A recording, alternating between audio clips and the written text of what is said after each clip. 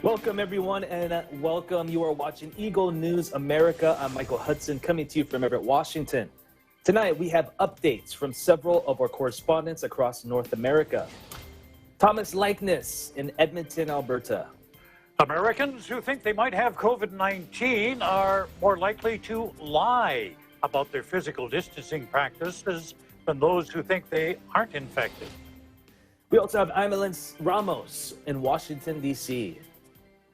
President Trump secures the Republican nomination.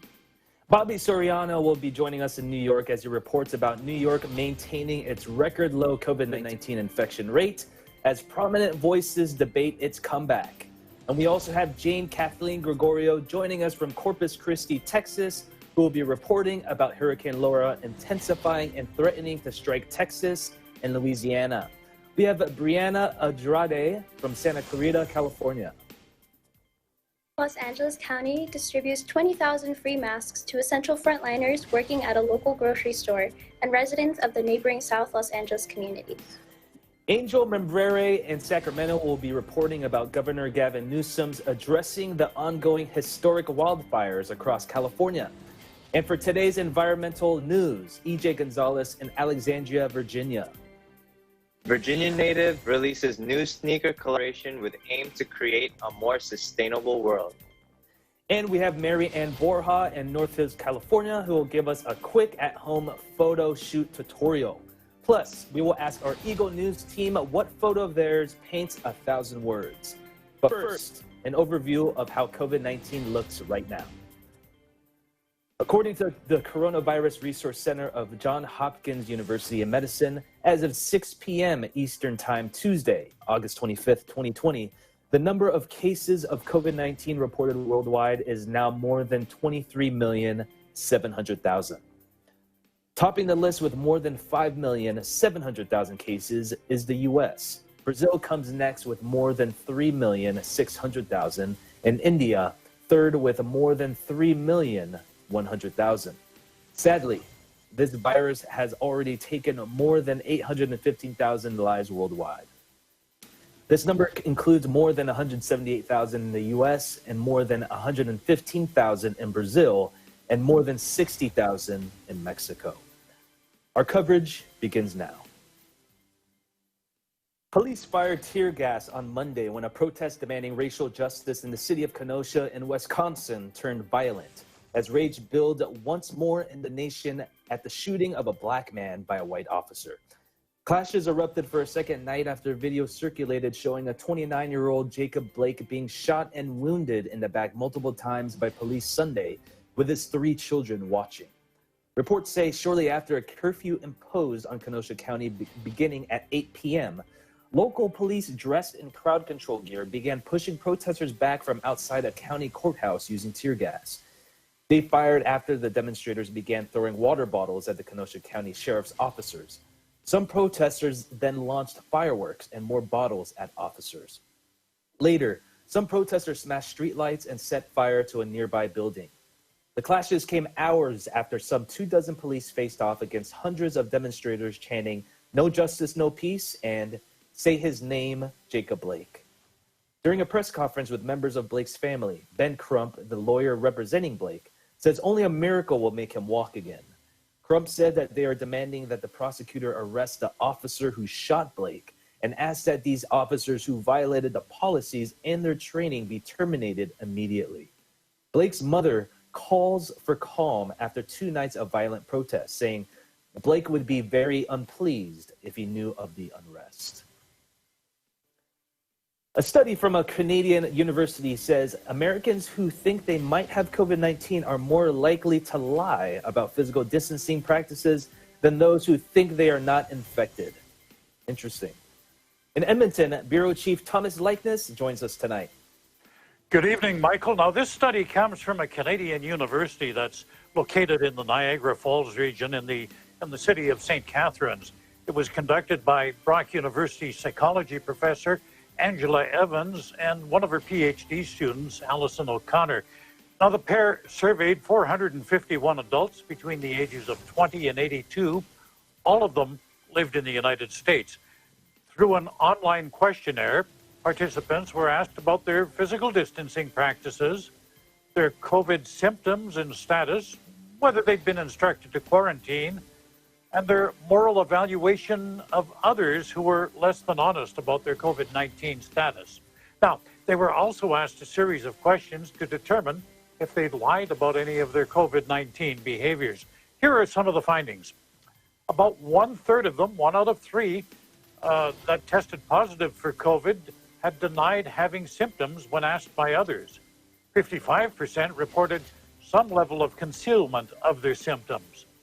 1 out of 4 admitted to some level of dishonesty about their physical distancing practices.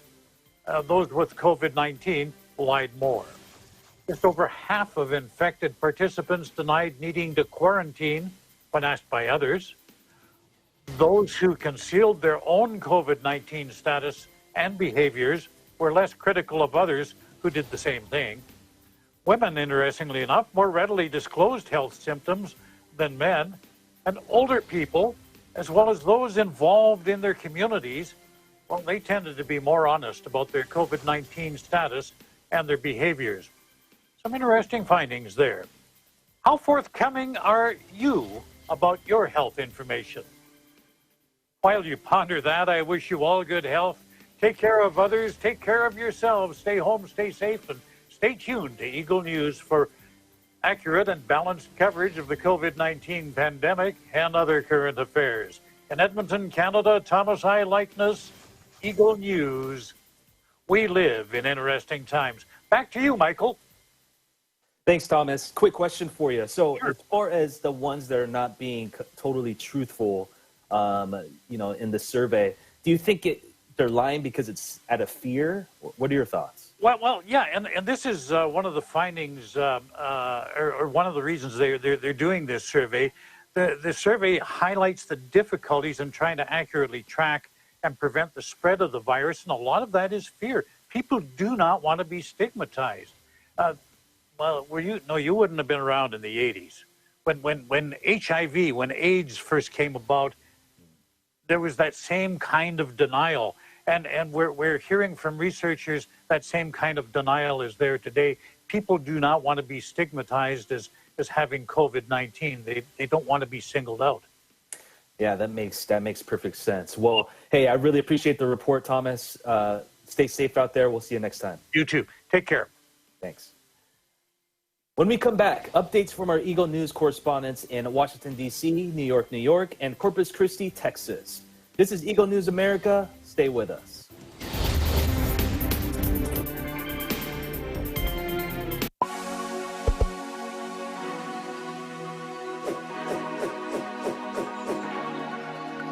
Hello there, I'm Alfred, and I'm a graduate of Bachelor of Science in Computer Science, batch of 2008 in New Era University. I'm currently working as an operations analyst in Autodesk.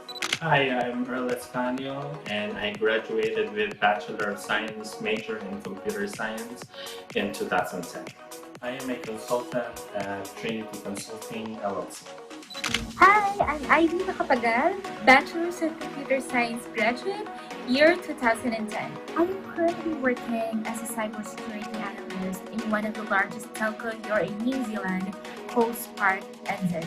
I'm Frank David Riego, a BS Computer Science graduate here in 2015. As a legal analyst, I am tasked to read U.S. cases, specifically civil torts cases. I am Melanie Rico Hermosa P, a Bachelor of Science and Computer Science graduate, year 2006. I'm currently a software quality assurance engineer at FBI Systems here in Maryland, United States. Hi, I'm Renzo Cruz. I'm a graduate of BS Computer Science, year 2012. I'm currently working abroad, and I'm working as a senior cybersecurity consultant who specializes in digital forensics and incident response. And I am part of a national security in one of the countries here in the Middle East. I am inviting everyone to study at New Era University. Too legit, too great. Be brilliant in the new era. Study now at New Era University. Excellence! Discipline, Service to humanity.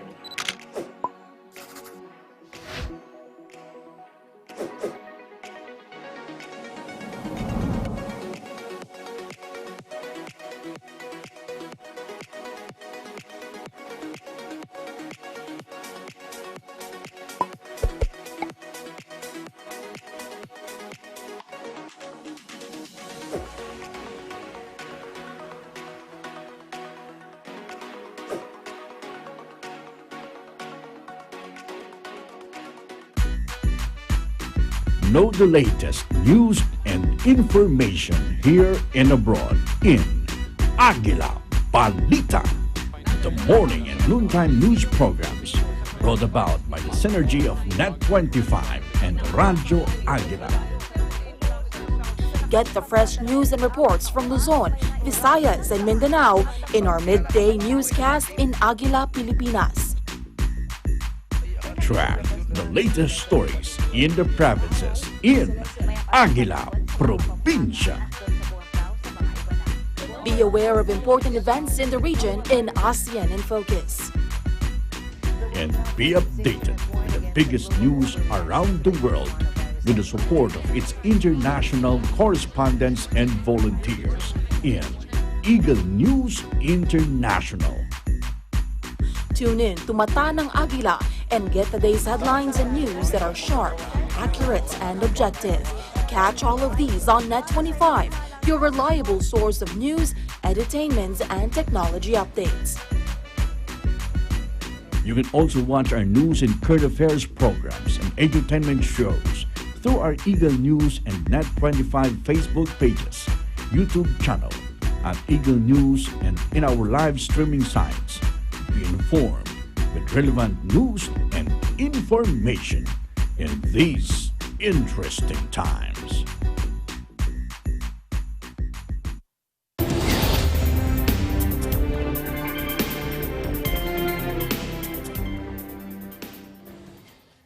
Hey everybody, you're watching Eagle News America. I'm Michael Hudson in Everett, Washington. President Donald J. Trump secures the Republican nomination. In Washington, D.C., Imelin Ramos reports. Thank you, Michael.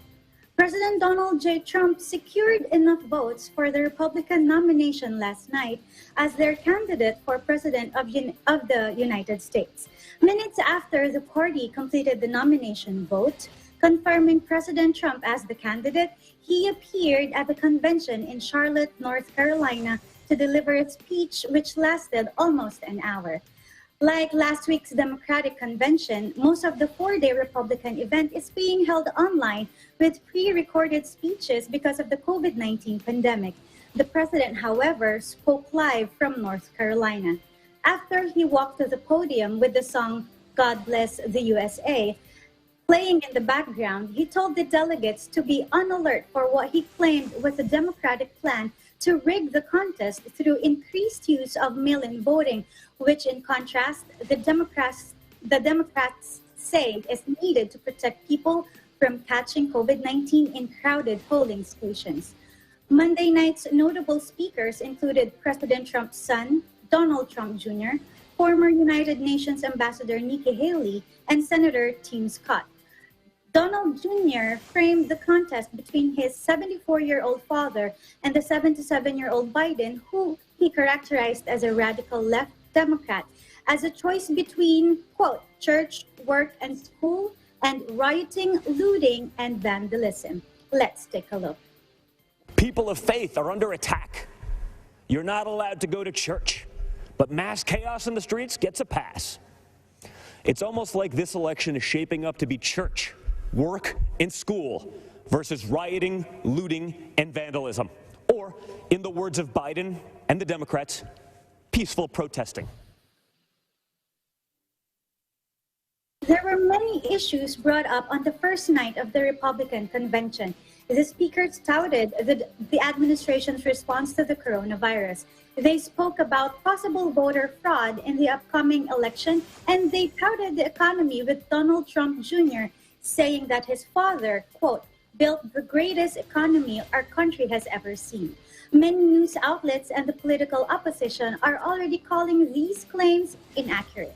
As I reported last week, Democratic presidential candidate Joe Biden gave his acceptance speech on the last day of the Democratic convention, which is typical. However, with President Trump, nothing is ever typical. He is scheduled to speak every day this week until he formally accepts the party's nomination on Thursday. He plans to accept the nomination from the White House. President Trump's use of White House is certainly raising some eyebrows because it tramples over the custom of separating political campaigns from the office of the president. Today, as the Republican convention continues, the key speakers will be U.S. Secretary of State Mike Pompeo and First Lady Melania Trump. This convention is really fascinating to watch, and I'm sure the president will keep us all on our toes. In Washington, D.C., I'm Malin Bondoc Ramos, Eagle News. We live in interesting times. Back to you, Mike. Thank you so much, Imelin. A quick question for you. So, with the convention shaping up, it looks like it's getting pretty intense. Yes. Who are some of the other key speakers that are going to be speaking the next few days? Yes, Mike. Like what I mentioned earlier, tonight the Secretary of State and First Lady will be speaking. Tomorrow, the notable speakers will include Vice President Mike Pence and Lara Trump, who is a Trump campaign advisor and wife of Eric Trump. And on Thursday, the lineup of speakers includes Senate Majority Leader Mitch McConnell, Ivanka Trump, Rudy Giuliani, and of course, the president himself, as he will formally accept the nomination. Mike. Great. So, with that being said, is there any speaker that you're personally looking forward to listening to? I don't know if you're a Republican or Democrat. You don't have to answer that, but is there anybody in particular that you're kind of excited to listen to? I'm very neutral, Mike. I am very neutral, but I am actually looking forward to hearing the family of President Trump speak.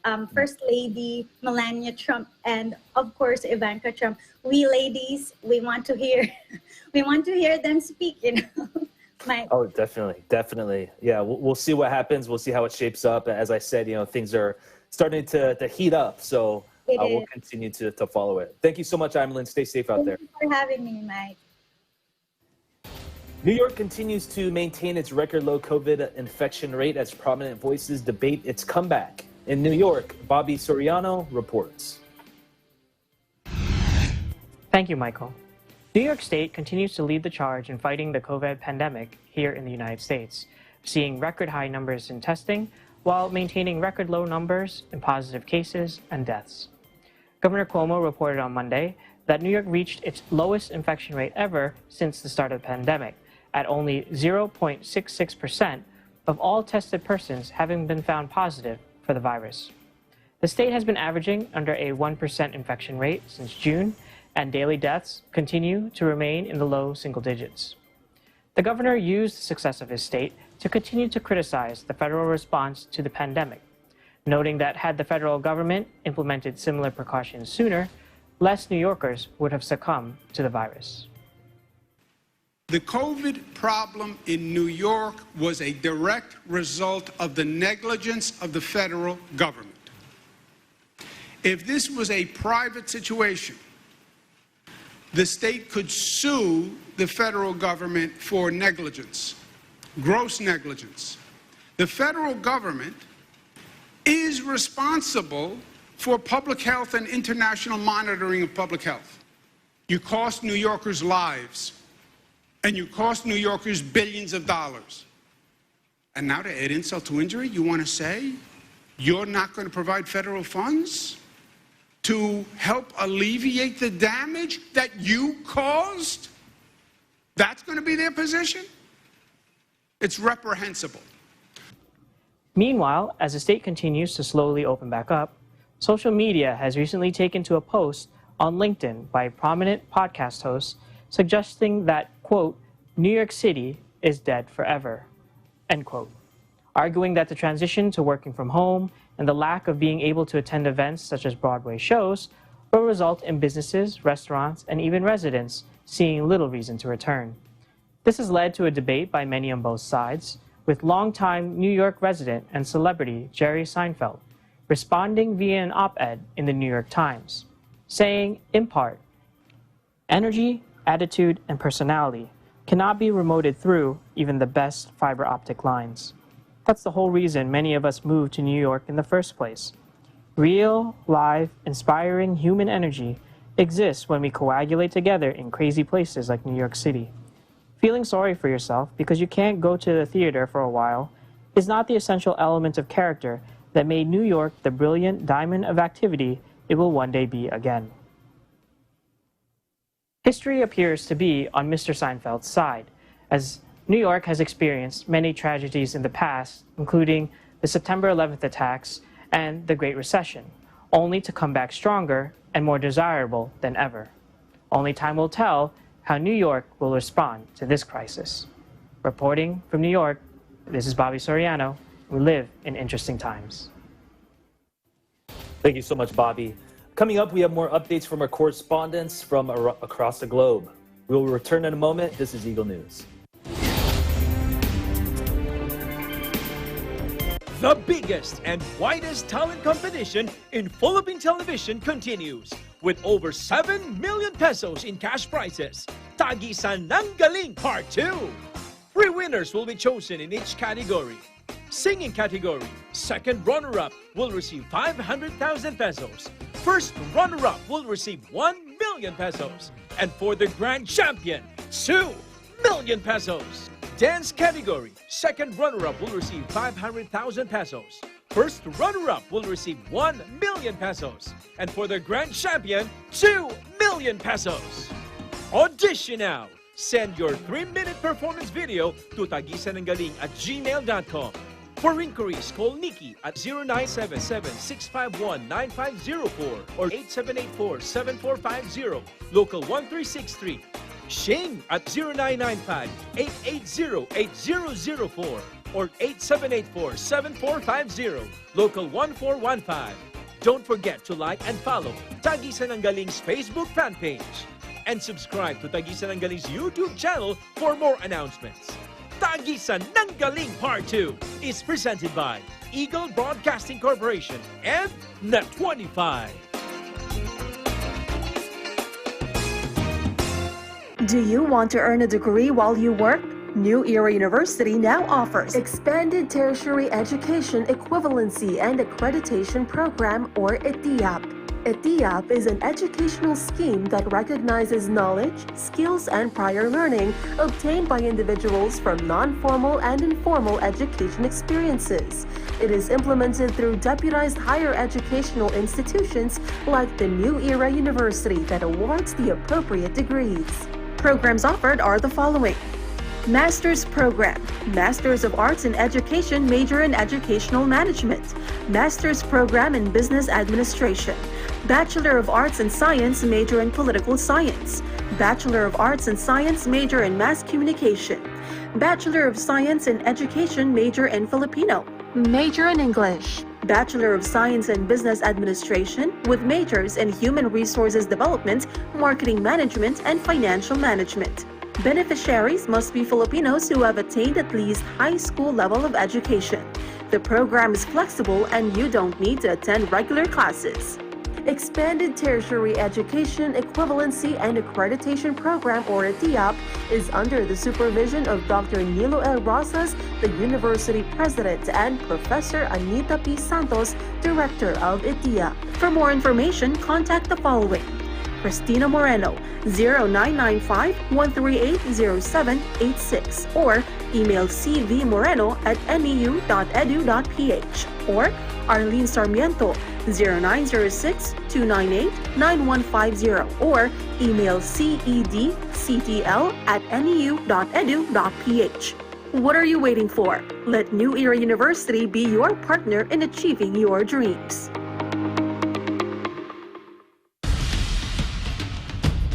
Tamang impormasyon, napapanahon, mula Batanes hanggang taon-taon, di lamang sa bansa, kundi maging sa iba't ibang panig ng mundo. Mga balitang makabuluhan, mga panayam sa kinauukulan, subaybayan. Dito lamang sa Net25.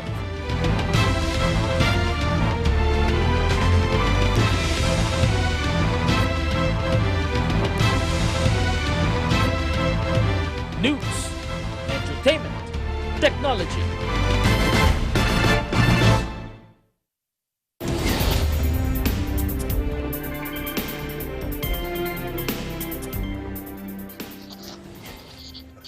Hello, welcome back. This is Eagle News America. I'm Michael Hudson reporting from Everett, Washington. Hurricane Laura intensifies and threatens to strike Texas and Louisiana. In Corpus Christi, Jane Kathleen Gregorio joins us tonight. Thank you, Michael.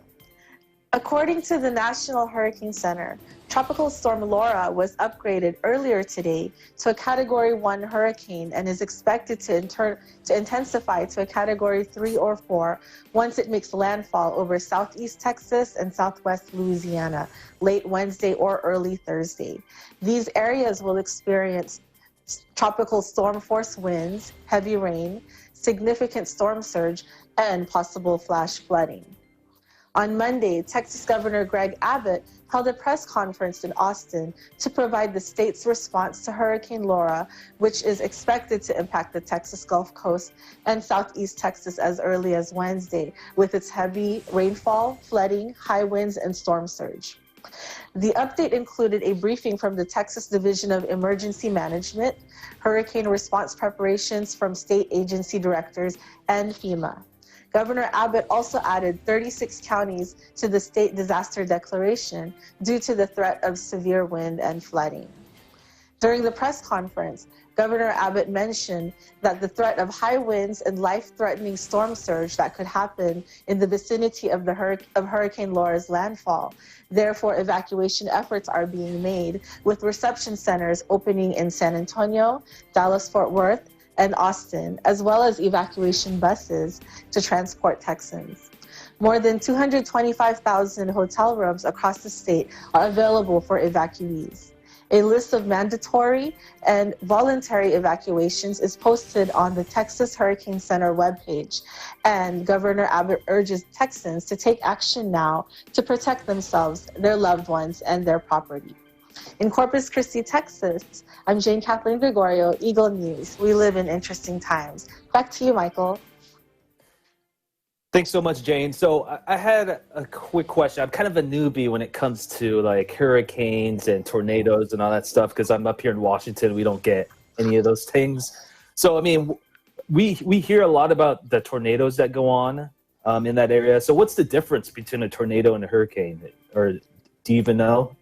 Well, that's an interesting question, Michael. Yeah. Well, the hurricanes usually take place closer to the Gulf Coast area or the areas where there is water prevalent or the ocean. Okay. And so, usually the hurricanes, they're very similar to a tornado. A tornado is more like a very concentrated cyclone, which will happen, more towards the inland area. The hurricanes, though, tend to have the influence of water areas. So I'm not a meteorologist or a professional weather person, but I know that they have similarities, but the location or the proximity to water is what makes the hurricane different from the tornado. Oh, gotcha. Okay. Now I know. Thank you for educating me on that. I hope I'm not the expert, but I'm sure there's other people who could speak better on their behalf. Right. So when it comes to preparing for the hurricane, what are people doing to prepare themselves for it? Well, here in South Texas, we have some of our neighbors that are boarding up their windows with plywood to prevent, when the high winds reach, to prevent the windows from breaking or shattering. Also, they're preparing sandbags to help avoid the floods, because as we experience storm surges, as the water is rising, the sandbags are there to help absorb some of that.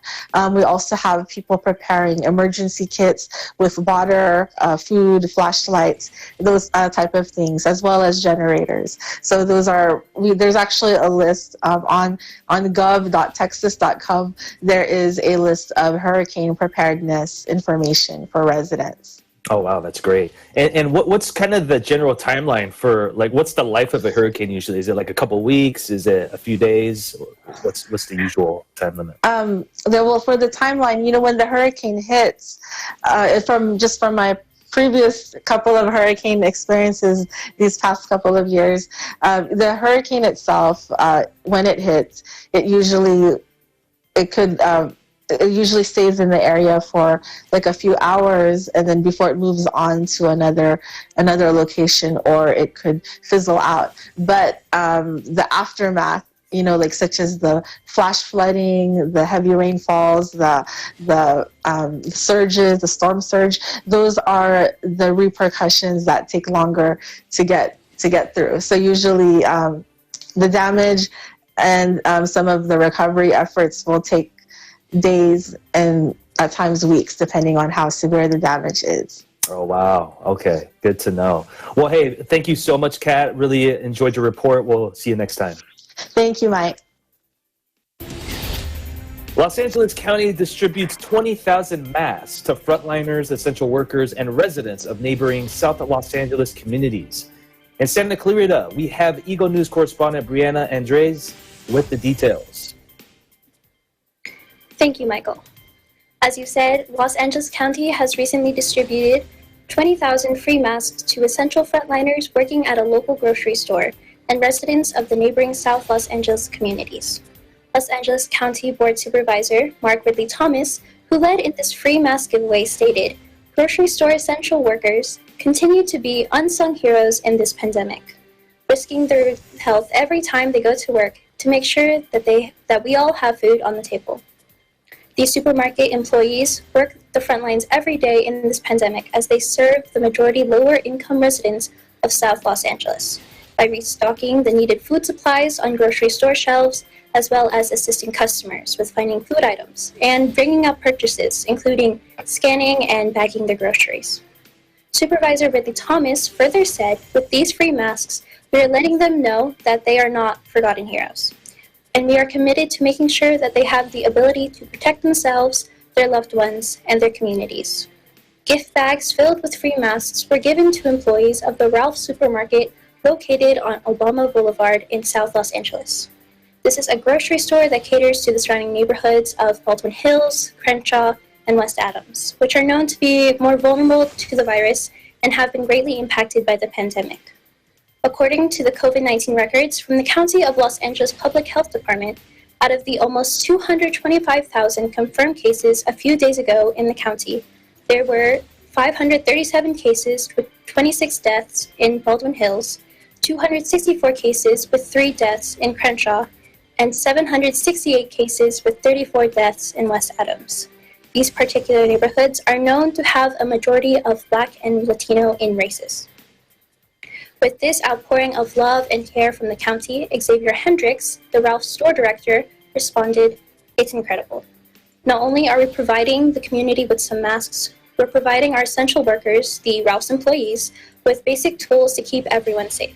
The fact that Ralph's is a part of the community and we're doing this together is just a perfect example of how community and business are making everyone safe and providing an essential service." In addition to this, everyone in attendance was reminded to properly dispose of used masks to maintain the cleanliness of the county while keeping the environment safe. This event was a joint partnership between Los Angeles County and the nonprofit environmental group Mujeres de la Tierra. Moving on, the COVID-19 update. According to the Los Angeles Public Health Department, the number of newly reported cases in the county today is 989 and 51 new deaths. The total number of confirmed cases is now 233,777 with 5,605 deaths and 1,200 current hospitalizations. Meanwhile, the state of California increased with 4,480 new cases and 105 new deaths for a total of 673,095 confirmed COVID-19 cases, with 12,257 deaths and 4,424 hospitalizations, as recorded by the California Department of Public Health. Here in Santa Clarita, California, Brianna Andrade, Eagle News. We live in interesting times. Back to you, Mike. Thank you very much for the report, Brianna. A quick question for you. So with all these free masks being given away, what are some of the reminders, again, regarding their proper care and use? Everyone needs to be reminded every so often on the proper care and usage of our face masks. This may be an obvious answer, but I've seen so many people who still wear their masks improperly. First of all, Hands should always be washed before handling the mask. Make sure the mask covers both the mouth and nose, like so, and that the ear loops are fitted and secured behind the ears. It should be comfortable and snug, hopefully you can still hear me, as opposed to being too loose. Do not wear your face mask under your nose or mouth, or on top of your head, or, as I've seen most commonly, around your neck. If you're planning to reuse many single-use masks, then it needs to be folded so that the outer part is folded inward against itself and placed in a bag or a container.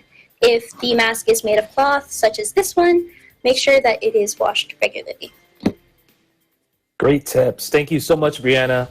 Really appreciate it. Stay safe out there, okay? You too, Mike. Thanks. Governor Gavin Newsom addresses the ongoing historic wildfires ravaging California. In Sacramento, Bureau Chief Angel Membrere has the details. Thank you. In a press conference, Governor Newsom discussed the historic wildfire season that California is currently experiencing. Let's listen. Foundationally and fundamentally, we're deploying every resource at our disposal, every resource that we have within the state. You'll see in a moment some of the resources we pulled out of state into California to battle these historic wildfires. Put it in perspective, I say historic, I mean it with purpose and intention. Just consider last year at this stage, this date. Last year in 2019, we had 4,292 wildfires in the state of California, burned about 56,000 acres. 4,292 wildfires this time last year. Today, over 7,000 wildfires, 7,002, burning now north of 1.4 million acres. 56,000 acres to date last year, over 1.4 million acres this year. We're currently battling some 625 fires across the state, and you'll see in a moment a number of new fires that appeared overnight. We've burned 1.2 million acres since just a week or so ago. Again, 1.4 million acres to date, and that's about 200,000 acres that predated these 13,000+ lightning strikes that we have experienced. Governor Newsom also reported that these wildfires have currently resulted in sadly 7 deaths and the destruction of more than 12,000 structures. However, Governor Newsom points out that these are only the reported number of structures, and there is no doubt that there are more structures that have been damaged by these fires. With COVID-19, Governor Newsom explains new protocols that have been made for sheltering and caring for first responders. One protocol he highlighted was how individuals being evacuated may be brought into congregate shelters or non-congregate shelters, such as hotels. He also reports that on a 7-day average, positive cases, hospitalization, and ICU admissions were trending down. Let's listen to Governor Newsom's closing statement as he acknowledges the work being done by volunteers all over the country. Let me just conclude by making one final point, and that is I am really proud and honored just to see it firsthand the incredible work that's being done by volunteers all across the state of California, by all of those selfless individuals from the American Red Cross and elsewhere that come from all over the country with their heart on their sleeve, there to take care of evacuees, take care of strangers. I want to thank the deputy sheriffs that I have spent time with that are doing extraordinary work in communities all across the state of California, particularly Northern California with the evacuations. In Sacramento, California, Angel Membrere, Eagle News, we live in interesting times. Thanks, Angel. And now for today's environment news.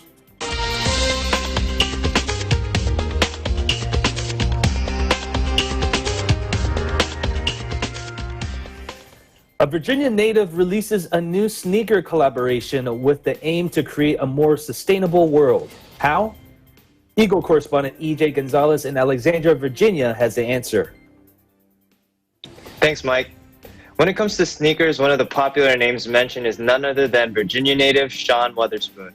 Sean made a name for himself within the sneaker community when he opened his first brick-and-mortar store called Round 2 in Richmond, Virginia. His audience continued to grow thanks to their web series posted online. Today, the shop has grown to 5 brick-and-mortar stores in various cities across the U.S., including Los Angeles, New York, Chicago, and Miami. Sean's store has become popular to music artists, athletes, and celebrities for his expertise in curating vintage clothing, sneakers, and popular streetwear on the secondary market. Sean's passion for vintage clothing and sneakers has allowed him to collaborate with multiple sportswear powerhouses. One big desire of Sean's is to help in preserving the planet we call home. For this most recent sneaker collaboration, he wanted to work with the collaboration company to combat the issues of plastic waste. According to Sean, they researched plant-based, recyclable alternatives and vegan materials that they could incorporate within the shoe in order to help save multiple lives. Sean took the opportunity to use his platform and proactively do something to help the environment. The materials used on the final product are dyes that are plant-based and glues that are free from animal products. The upper of the shoe is made with partially recycled polyester. Renewable cork then covers the insole of the sneakers, and the bottom is made with flexible rubber material that contains recyclable content. And as he's done with previous sneaker collaborations, Sean also wanted the materials to have that aged look due to his love for vintage clothing. He purposely left the floral pattern on the shoes with unfinished stitching, which will allow the shoe to fray and give a unique look to each of its owners. Sean's new collaboration is releasing in the US this weekend, Saturday, August 29th, and the buyers will be randomly selected through a phone application for their chance to own this unique, vibrant, and earth-saving sneaker. These shoes will instantly sell out and could see some high numbers on the secondary market, as Sean's previous sneaker collaboration fetches over $1,400 US in some sizes. In Alexandria, Virginia, EJ Gonzalez, Eagle News. We live in interesting times. Back to you, Michael. Thanks, EJ. Quick question for you, man. So have you entered the raffle yet to purchase the shoes? Yeah, you bet I did. You know, I own a pair of Sean's previous collaboration, and if I'm being completely honest, I like the previous pair better, and I can't see myself pulling these off. So if I do get the chance to purchase these for retail price, I'll be thinking of reselling it on the secondary market to get some extra cash. And I'm sure Sean wouldn't mind, because that's what he does. His store specializes in reselling sneakers and vintage clothing. So if you do win the shoes, how much do you think you can sell them for on the? Yeah, well, what I was saying earlier, his previous collaboration reaches up to $1,400, and those retailed for, I think, less than $200. So profit margins there is looking at over $1,000. For this one, it's not as hyped as the first one, but I can see you making a couple extra $100, and you know, it's definitely worth a shot. You have nothing to lose. Oh, man. Well, hey, thanks for the report, and I'll be sure to give you my raffle so you can enter it. All right. I got you, Michael. I got you. Thanks, man. An at-home photo shoot tutorial. That's next. Eagle News America will return shortly.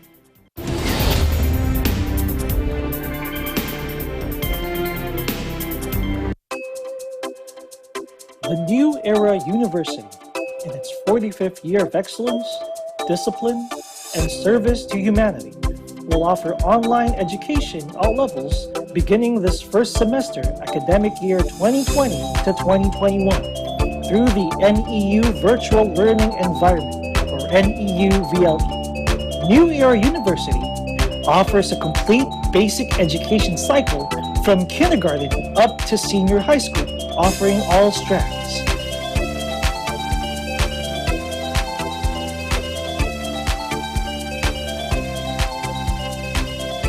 NEU has 18 colleges,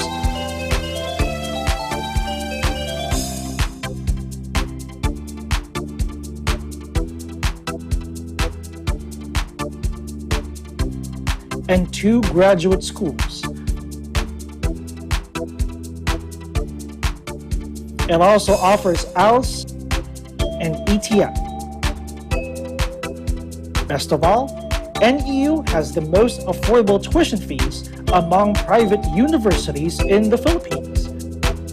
NEU is at Quezon City, the city of San Fernando, Pampanga, General Santos City, South Cotabato, Lipa City, Batangas, and Pinugay, Baras, Rizal. New Era University is under the stewardship of Dr. Dilo L. Rosas. What are you waiting for? Be part of the new normal. Enroll now. Classes start on October 5, 2020.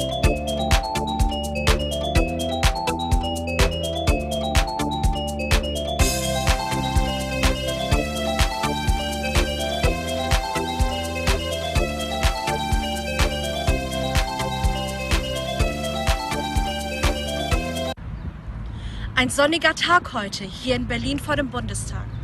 Ich bin Irene Juliet Arzadon und möchte diese Gelegenheit nutzen, um ein paar Worte mit euch zu teilen.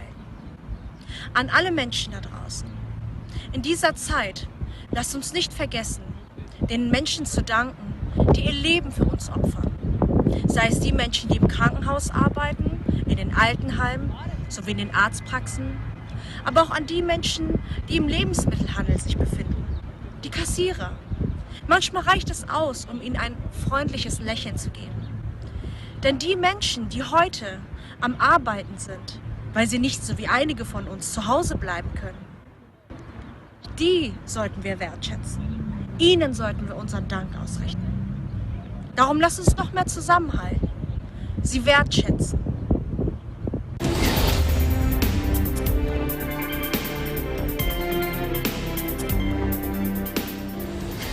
Welcome back. This is Eagle News America. I'm Michael Hudson reporting from Everett, Washington. EBC friend Marianne Borja shares with us this quick and easy technique on how to take your own studio quality photo without leaving the house. Take a look and take notes. Are you bored at home? Do you want to take photos worthy of your next social media post? Well, today I'm going to show you guys how to do a really easy at-home photo shoot. It's really low budget and really easy to do. Today for my photo shoot, I'm using this really cute star stencil that I'll be putting in front of the camera and my phone. This is how I'm going to use it. I just rotate it and put the flash through the holes. I'm also going to be using some props, just like some fairy lights. So here's a time lapse of me taking photos, but you can take it as long as you want. And I did it with a white background. Here's how some came out. It's really good to take it somewhere where there's a lot of wall space and it's really good lighting so that your pictures come out well. Now that I've got my photos, I'm just going to add a little more touches and editing with some lighting and some effects. What we're going to do first is go into the editing of our iPhone. If you have any other phone that may not have this part, you can also use editing apps from the App Store. And what we're going to do is what you see on the screen. So right now I'm changing the shadows and the contrast just so that it's to my liking. You can change these numbers however you like, just so it comes out the way you want it to. I'm going to change warmth and vibrance, tint, and sharpness. Sharpness helps with focusing, definition, and you can even put a filter over it. I decided to keep it original, and this is how the end result looks. Thanks for joining me. I'm really hoping that you guys are enjoying your photos and that they came out really nicely. I'm Marianne Borja, and we live in interesting times. Hey, thank you so much, Marianne. I think it's pretty cool that you can just use something as simple as like a stencil to make your pictures pop. So speaking of photos, that's going to lead us to our question of the night with my fellow correspondents. So each of us are we're tasked to choose a photo of our choosing that basically gives us opportunity to explain how 1,000 words can describe these photos.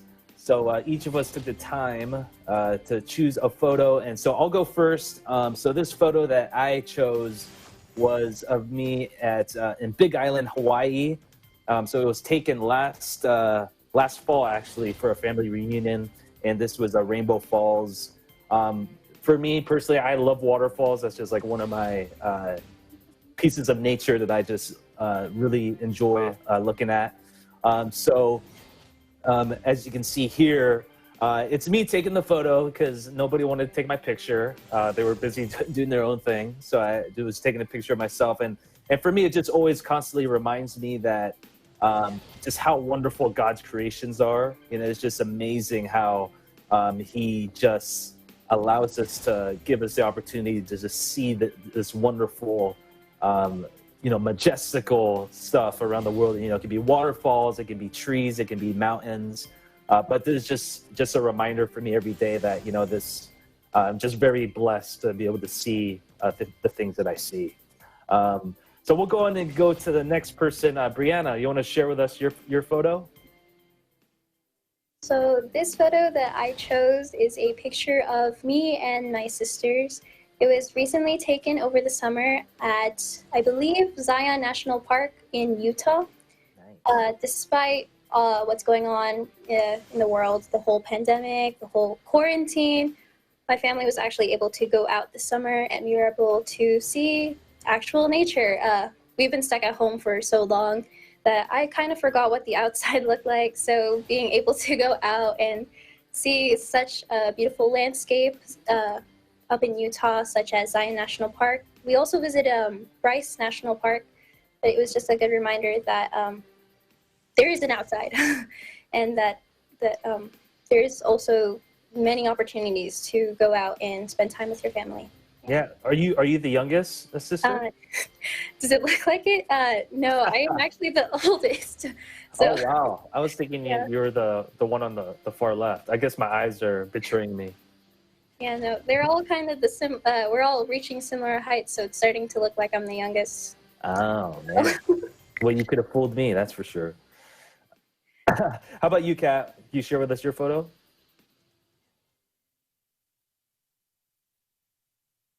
Oh, I think you're muted, Kat. There we go. Hi, Mike. So this photo that I'm sharing is actually my anniversary photo with my husband in October 2016. And this photo represents the time that I had survived stage 2 cancer.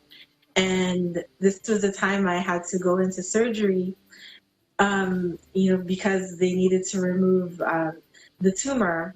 And it happened to be during our wedding anniversary, we were going to be celebrating our 6 years anniversary together. And, we had originally made a plan to go on vacation, but instead our vacation was used at the hospital.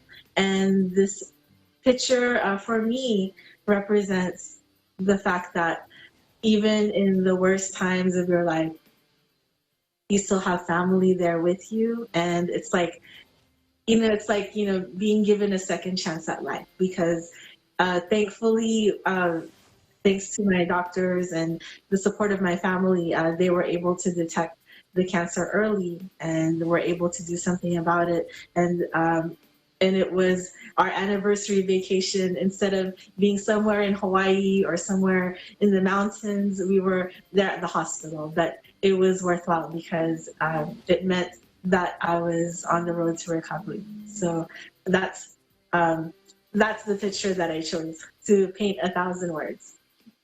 Man, you can just see the strength in that photo. And, I'm glad that, I'm sure it's safe to say all of us are super happy you made a full recovery and you're going to be able to enjoy many, many memories to come. So thank you for sharing that photo, Kat. Thank you, Mike. How about you, Imelin? Do you have a photo you'd like to share with us? Hey, Mike. The picture I'm sharing with you guys was taken in 2018, 5-day postpartum, or 5 days after I have delivered my second son, Ian. I was ready to be discharged.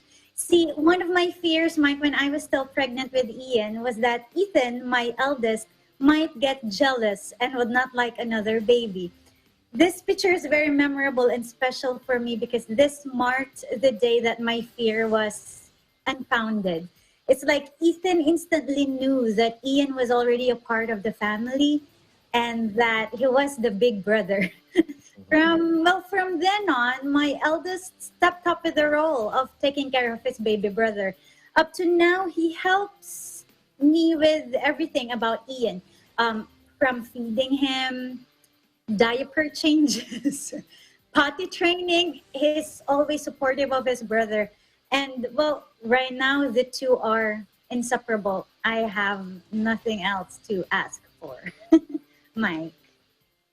Man, that's a great photo. It seems like maybe you guys were preparing him so he knew what to expect already when the baby came.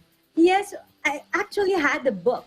Like, oh, this is a baby. This will be your baby brother. And we explain. But, you know, there is to the point that maybe he doesn't understand. Or maybe we're fearing too much, you know. But at the end of the day, we just kept praying and we kept hoping that he will understand it as soon as the baby comes out. And it did. It was a happy moment. Yeah, it's definitely clear with this photo. Thanks for sharing, Imelin. Really appreciate it. Thank you, last but not least, EJ, how about your photo? Yeah, thanks, Mike. So this photo paints 1,000 words for me because of the journey it took to get here. So we took this just this past weekend.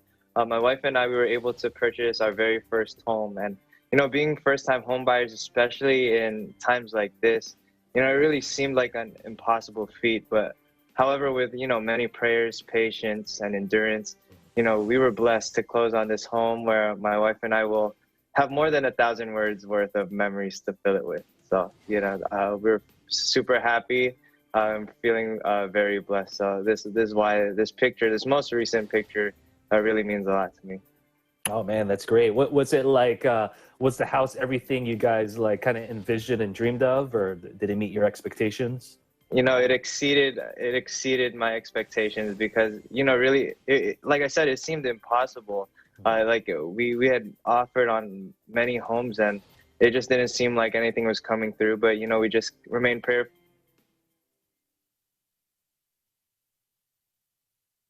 I think you went out, EJ, but yeah, I think what he was saying was that, you know, he remained prayerful throughout the entire process, and it exceeded his expectations. So thanks for sharing. Thanks for sharing, everybody. Really appreciate it. All right, guys. So let's continue to thank our healthcare workers, first responders, and essential workers with a round of applause. We appreciate you guys. So that's it for tonight. That's today's Eagle News America. Thank you for joining us. I'm Michael Hudson. We live in interesting times.